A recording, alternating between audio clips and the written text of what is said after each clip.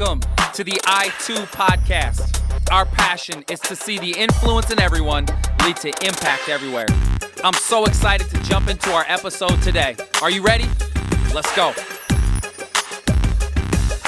Excited to get in our conversation today here with a man that I know very well who has been probably the most influential person in my life, an incredible leader and author of several books, Out of the Seats into the Streets, Church Different, planted churches, started our nonprofit organization 30 years ago. The one, the only, drum roll please. Come on. My father, Ron Dotzler. Dad, welcome to the podcast. Josh. Love getting together. We've got obviously plenty to talk about. Yep. But I'm really excited to dive into today's conversation because it's so significant when we look at our culture, when we look at, I would say, the role that we play as leaders, specifically whether we're leading in churches or we're leading in the business world, the nonprofit. Just really believe that we get to be a part of the solution when it comes to this idea of diversity. Yes. And so I know your story, our story has been one filled with diversity. I'm half black, half white.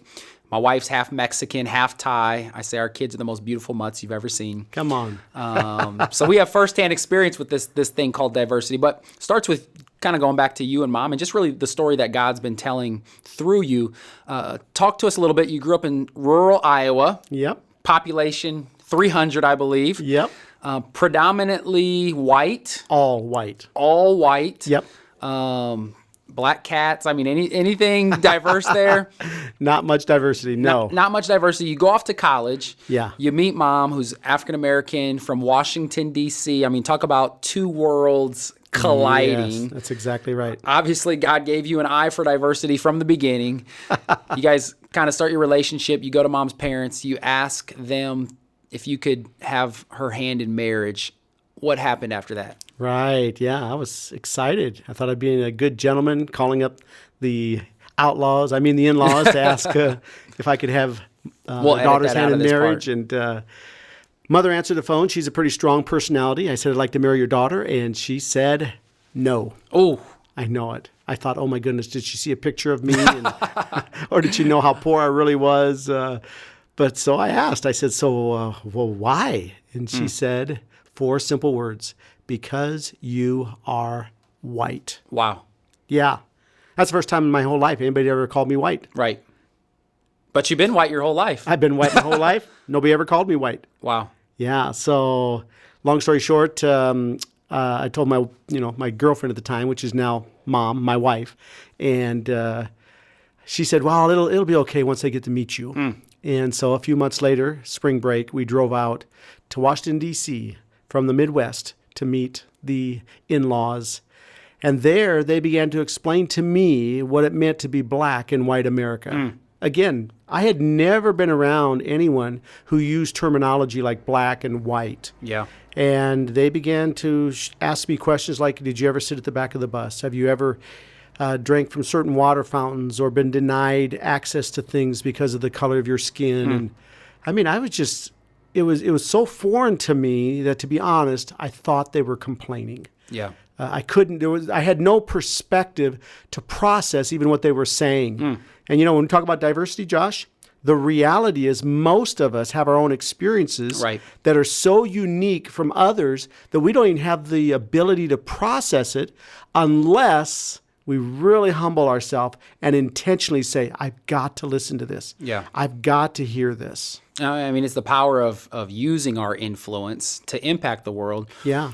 But we impact the world based on our personal experiences. That's right. And those things that have influenced us the most. And so you're being influenced by this rural community. Yeah. Predominantly all white. Yep.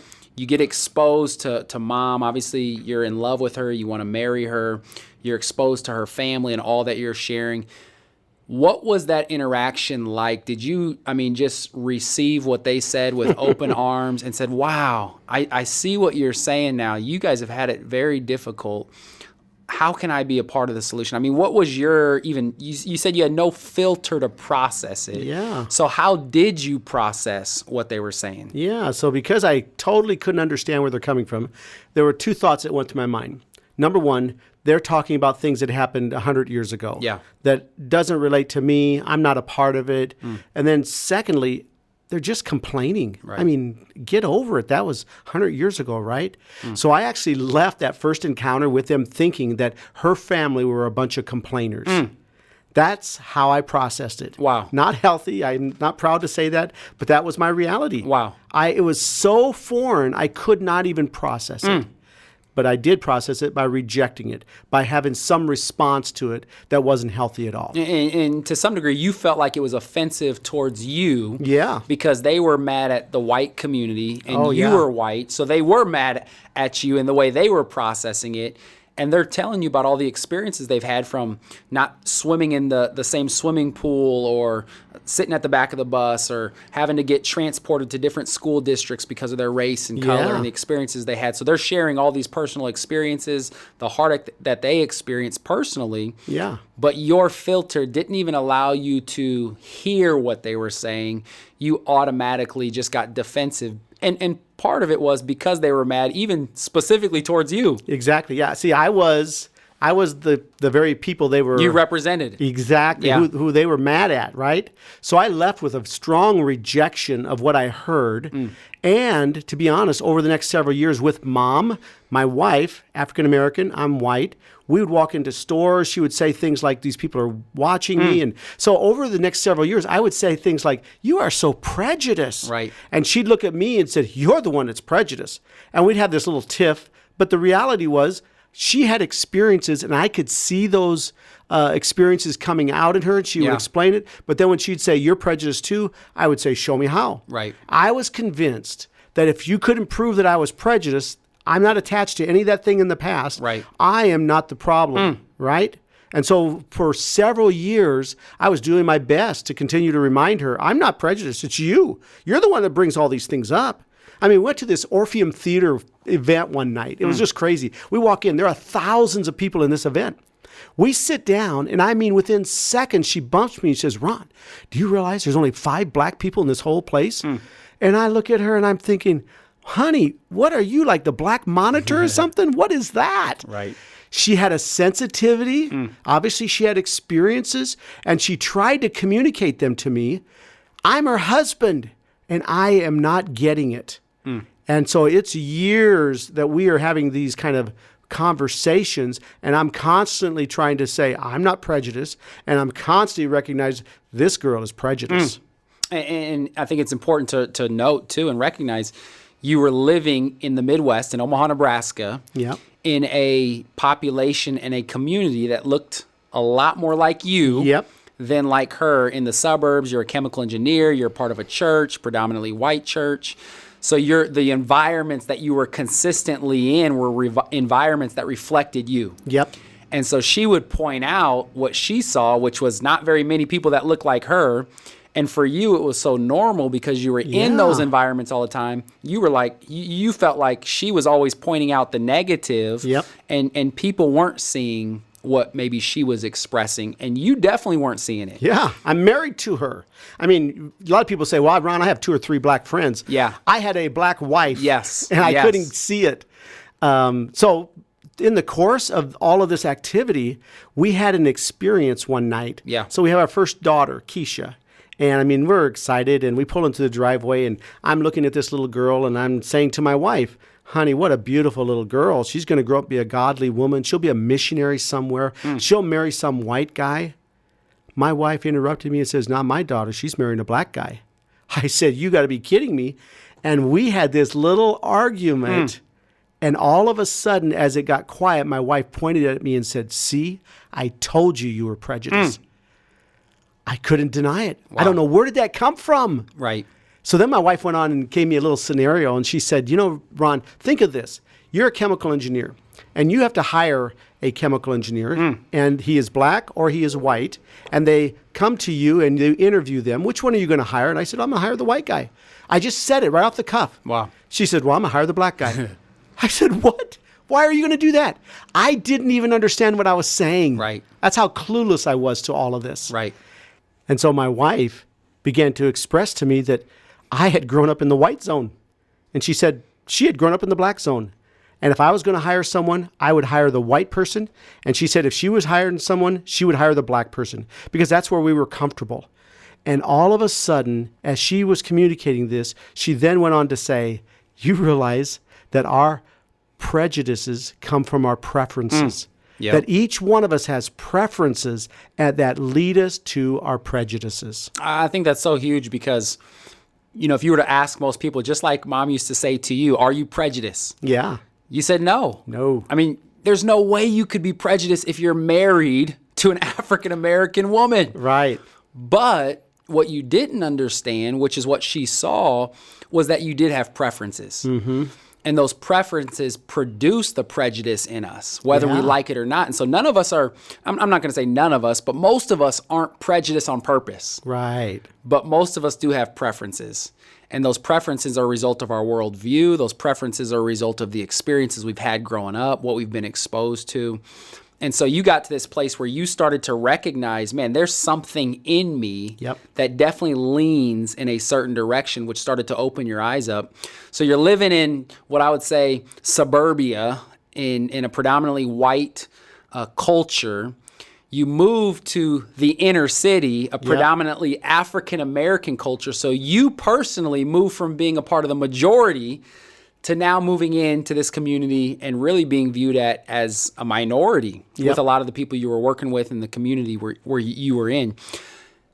How did that start to shift your paradigm and your preferences and your perspective on prejudice? Yeah. It's one thing to have a conversation and to recognize we all have been shaped. Therefore, we all have preferences that lead to our prejudice that also lead to some kind of action. I mean, we act it out whether we like it or not. Yep.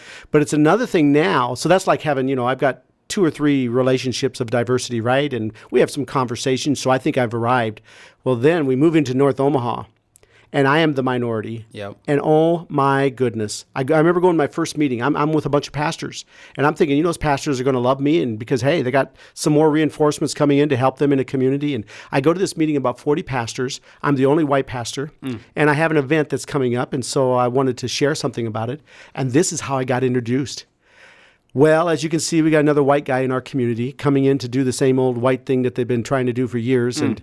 But he'd like to say something, so go ahead, Ron. Wow. And I mean, my knees were knocking, and I was like, whoa. So I was, again, seen as an outsider. I was not accepted. And obviously for years, and even to this day, there are a lot of people that have been hurt. Rightfully so. They've been hurt. Yeah. And I represent to them where the hurt has come from. Yep. And so I have to walk that out. But I can say this, by virtue of now taking a step into that community where I live now, where I'm the minority, I have learned so much about this issue of diversity. We live in a racialized world, whether we like it or not. But those of us that are Christ followers, those of us that have great influence and even want greater influence, we've got to lean into diversity. Yeah. I think your voice and your perspective is so huge because consistently what I hear and what we hear is there is a white community and church leaders that want to be a part of the solution. And they want to be a bridge when it comes to racial reconciliation and diversity. But there hasn't been a lot of, I would say, white voices that really understand and can communicate what you're sharing with us, that you had a prejudice, that your preferences led to a prejudice. And until you became a part of until you were a minority in a community that was majority African-American and Black, you started to see things from a different perspective. Right, that's correct. It started to shift you. It started by you getting married to an African-American woman. Then you move into this community and you're forced to start to shift the way you see things and see the world. I hear some leaders, when they see an African-American who's speaking or who has great influence in multiple cultures, and they'll look at them and they'll wonder how they can have the type of influence where they can bridge cultures and bridge races and become a part of the solution for reconciliation and for diversity. What would you say to those individuals that want to be a part of the solution? How far do they have to go to really seeing somebody else's point of view in order to really understand what we're talking about? Yeah. Well, I think you're seeing in culture today, and this is why this topic is so important. You're seeing in culture today, those that have the most diverse perspectives have the greatest voices. Yeah. And so a lot of people will look at it and say, well, I just need to work on my communication skills. I just need to work on my content. Well, the reality is the greatest content you can work on is becoming culturally sensitive and aware to the issue of diversity, understanding different cultures. And so I would highly encourage people, if you have 2 or 3 relationships, 1 year from now, have 8 or 9 of diversity, because those kind of relationships where you can start to have these kind of conversations is only going to help you grow. Be involved in a community of diversity. If you're not, be involved. You know, as a white person, when I was in the majority culture, I had privileges just by being white. Right. You ever hear of white privilege? I never understood that for years. Well, now I can, because just by being white and being a part of the dominant culture, I could walk into stores. My wife, your mother, by the way, she would say, people are looking at me. She did not have the freedom of access that I had. Yeah. I mean, just like a job, I told you, I would have hired the white guy. That was just natural for me. And so if you're part of the dominant culture, it's just, you have those privileges. You walk in for an interview, you're going to have an advantage that you didn't do anything to earn. It's just there because you're part of the majority. Well, now as part of the minority, I don't have those privileges now. And I notice it. I mean, I'll walk in and let's say basketball. I mean, I like to play basketball. I played college ball. I remember walking in the court and in my younger days, and here are all these wonderful basketball players. And I am one out of, let's say 50 African-American kids on the court, right? I'm the last one picked. Right. Until the first day. After that, they could see I could play ball. Yeah. But I was the last one picked because what did I represent? I didn't have the same privileges. So that white privilege thing is very interesting when you get to it. I love Kyle Korver, who's a friend of ours, came out with an article. And he's similar to you in just his experience and growing up in a predominantly white community. Plays in the NBA, has played there, I think, around 16 seasons. And he wrote an article in the Players Tribune called Race in the NBA, and talks about his experience of being a part of he's really one of the minorities in the NBA when it comes to players and just the culture that the NBA has been built upon. And talks about how he grew up in a Christian home where we would sing the song, red, yellow, black, and white, they are precious in his sight. And so he grew up with this paradigm that I don't see color. Right, exactly. That we're all equal. Yep. And that was a very faith, church-driven paradigm that many of us grew up buying into. Yep. And he talked about how that paradigm actually didn't allow him to see the reality of color. Yeah. And the reality that color does matter, whether it's you're going to play pickup basketball game and they pick the white guy last because they don't think the white guy can play, or you walk into a store and you're an African American and everybody's watching you to see how you're going to act, or you're going after a job interview and you're getting interviewed by somebody of the similar color to you. Right. And he talked about how some experiences for him in the NBA caused him to start to see color. Yep. And until we see color, we can't value color and value our differences, but also we can't really be a part of the solution if we don't understand that there's some real challenges, not only in our world, but in our own paradigm and the preferences that we all have and carry. Exactly. We don't want to be colorblind. Yes. We want to be color brave, color bold. Yeah. We really want to lean into diversity, really with a sensitivity, a humility that says, let me understand where you're coming from. You know, the whole Black Lives Matter, for example. Yeah. I mean, immediately there was a dominant response. Well, everybody's lives matter. Right. No one ever had the sensitivity or the humility to say, wait, why are people saying this? What's behind someone saying Black Lives Matter?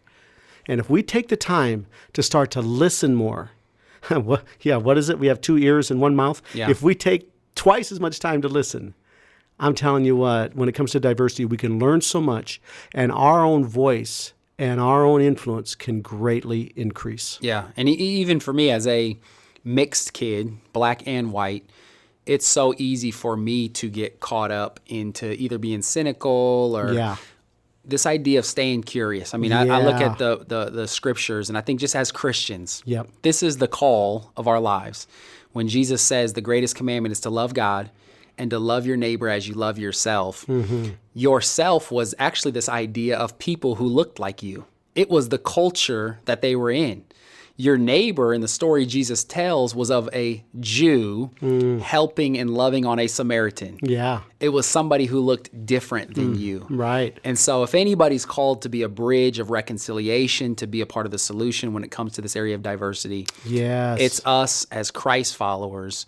We all have influence in some area, and we can all use it to be a part of impacting our world, specifically when it comes to this idea of diversity. Love having these conversations, so helpful. I know there are so many people listening. They want to be a part of the solution. And so our encouragement would be find out either people in your sphere of influence in your city that don't look like you, talk like you, sound like you, get next to them, learn from them, stay curious, and then use your platform of leadership to really create environments where your church, your organization, where they can really start to have those personal experiences that can lead to really being a bridge of diversity. Yeah, if I could leave with one encouragement, we oftentimes say, Jesus didn't come to take sides. He came to take over, right? Yeah. If you find yourself taking sides related to diversity, I'm taking the white side or I'm taking the black side. If you find yourself taking sides, that's not God's heart. There's actually a third narrative. And as you and I begin to pray into it and as we begin to talk to people, I think we'll come up with a third narrative, which will be a solution that will change the dynamics of diversity. I love it. Well, thanks again, Dad. Always good to be with you. Thank you for joining us on our episode today. We hope you're inspired to use your influence to impact your world.